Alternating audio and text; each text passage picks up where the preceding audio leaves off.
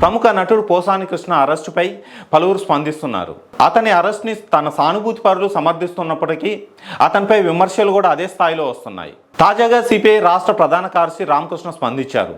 అతని అన్న మాటలకి తనని అరెస్ట్ చేయడం తప్పేమీ కాదని, ఇలాంటి వారికి ఇలాగే బుద్ధి చెప్పాలని తీవ్ర విమర్శలు చేశారు.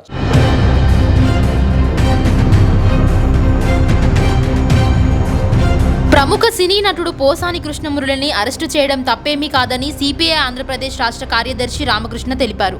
పవన్ కళ్యాణ్ భార్య పిల్లలను అవమానించేలా పోసాని మాట్లాడారని గుర్తు చేశారు.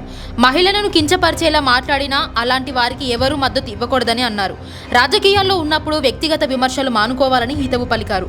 పోసాని గతంలో చేసిన వాక్యాలు సభ్య సమాజం తలదించుకునేలా ఉన్నాయని అన్నారు.